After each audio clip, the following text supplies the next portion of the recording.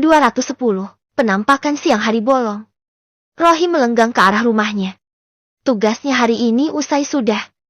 Membuat keributan dan mendapatkan pengakuan sebagai barang bukti. Fix ini akan berakhir dengan indah. Karena semua bukti ini, mungkin dalam waktu dekat, Ustadz Hamad dan istrinya bisa pulang. Yaitu yang mereka harapkan.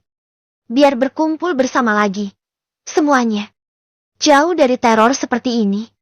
Ia tiba di depan rumahnya dan sudah melempar wajah penuh senyumnya. Ia senang bisa memberikan kabar baik ini. Dan ini semua bisa langsung diproses nanti. Hanan juga membawa recorder. Tapi sepertinya yang akan jadi barang bukti utamanya adalah recorder miliknya. Baru membuka pintu. Rohim dibuat kaget. Syak. Ia berhenti dan membeku di tempat. Bagaimana tidak di depannya adalah sosok perempuan berbaju putih dengan perut membesar dan ada noda merah di dekat perutnya. Rambut yang terurai lurus hitam sepunggung, dan wajahnya pucat.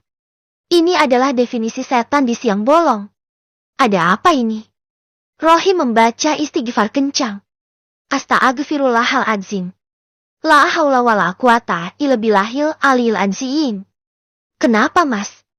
Suara itu menyapanya dan kembali berbalik. Kini membelakanginya dan mengambil sesuatu dari kulkas. Membuat ia sedikit membungkuk.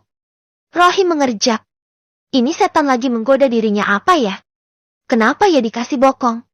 Sosok itu berbalik lagi dan menampakkan wajahnya yang kini memberikan senyum. Klek. Ningrum. Kamu apa-apaan siang? Kok beginian? Protes Rohim yang kini mengenali wajah sosok itu adalah Ningrum. Ngapain dia siang-siang bolong pakai baju putih tipis? Pakai ada noda merahnya segala. Kan jadi pikiran. Jadi mikir yang enggak. Setan di siang hari bolong. Apa enggak bombastis itu? Horor parah. Bajuku kotor semua. Dan yang lain gak muat. Mas. Lenyeknya dan mendekat Rohim. Rohim ia tarik masuk. Dan menutup pintunya rapat. Ningrum memeluk tubuh Rohim manja. Perutku kegedean. Gak ada baju yang muat. Yang lain belum dicuci. Huhu. Ini sebuah keajaiban memang. Sining yang ketus dan tegas itu berubah jadi manis dan manja begini. Efek hamil yang membuat Rohim senang. Ia senang diperlakukan seperti ini. Senang sekali. Beli baju baru ya. Biar banyak lagi bajunya. Yang kotor sekarang di laundry aja. Hem. Tawarnya menikmati pelukan lembut dan hangat itu. Perut Ningrum yang membesar. Juga bagian dadanya yang lembut dan hangat itu. Tambah besar juga. Bikin Rohim betah dipeluk lama-lama. Betah banget. Rela deh gak ngapa-ngapain asal dipeluk segininya. Aku gak mau di laundry. Pokoknya gak mau pokoknya. Renyek Ningrum manja. Masih dipelukan Rohim. Iya sayang. Iya. Terus maunya gimana? Kamu yang nyuci. Lagi ia merenyek. Out of the box sekali. Nyuruh suaminya nyuci. Untung lagi hamil. Kalau nggak bisa dihidia. Dicubit gemas maksudnya. Iya. Iya deh aku yang nyuci. Ya, terus ini kenapa perutnya kok ada merah-merahnya? Hem. Aku jadi mikir kamu ini penampakan loh. Saus. Makanya merah. Renyeknya. Ayo ganti baju yang bersih. Yuk. Ajak Rohim melepas pelukannya dan menggandeng istrinya ke dalam kamarnya. Ningrum langsung duduk di kasur dan melipat kedua kakinya dengan susah payah. Dibilangin. Gak ada baju bersih kok. Gak ada yang muat sama aku. Kok gak didengerin? Omelnya. Pakai baju aku kan ada. Aku punya kaos yang besar-besar. Kan muat sama kamu. Nih. Aku ada 2. Yang lain aku cuci dulu deh. Ya. Layu Rohim. Padahal awalnya dia sedang mode super serius ngurusin masalah ini. Mau nyatuin semua rekaman dan ngopi biar ada databasennya. Jadi sewaktu-waktu hilang. Dia ada barang bukti cadangannya. Malah dia jadi di mode ngasuh bocil kayak begini. Ngasih ibu hamil lebih tepatnya. Ya Ningrum ini. Terus bawahannya gimana? Masa gini doang? Lenyek Ningrum tak lama setelahnya. Rohim berbalik. Ia padahal sedang mencari apapun yang muat untuk dijadikan bawahan. Tapi saat ia berbalik. Ia sampai terjatuh dan duduk di lantai karenanya. Ningrum sudah melepas bajunya dan memakau kaos itu. Kaos yang hanya sepangkal paha. Ia tak memakai apapun lagi setelah ini. Yam, kenapa menggoda sekali istrinya ini? Aku cariin celana ya. Boxer aku. Atau pakai sarung dulu.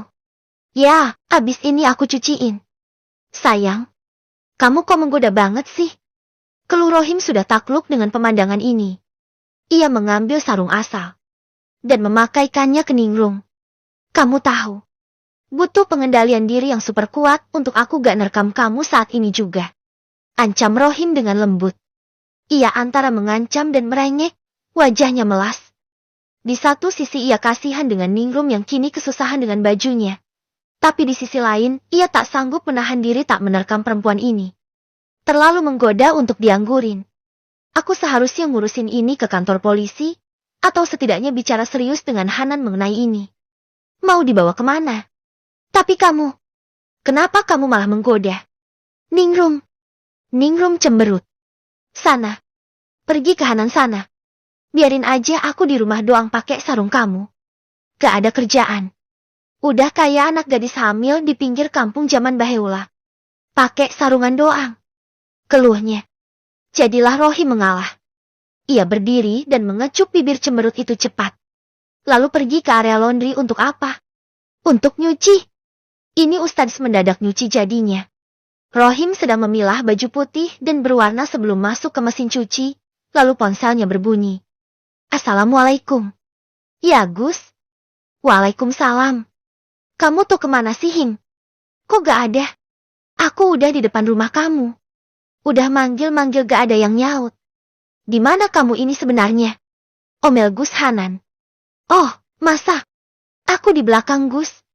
Tapi Gus, ngapain kesini? Nanti ketahuan gimana? Alah, udah beres ini. Bukain dulu pintunya. Keluh Gus Hanan. Oh, ya. Padahal ada Ningrum kok. Gak dibukain ya sama dia. Gumam Rohim bingung. Lalu dia baru ngeh. Ningrum gak berbaju. Atau lebih tepatnya pakai kaos oblong sama sarung doang. Pasti dia malu. Oh, ya paham. Tapi syaratnya. Jangan komentar apapun kalau ngeliat Ningrum ya. Awas. Janji loh ini. Harus wajib kudu janji dulu. Iya. Haduh. Apaan sih?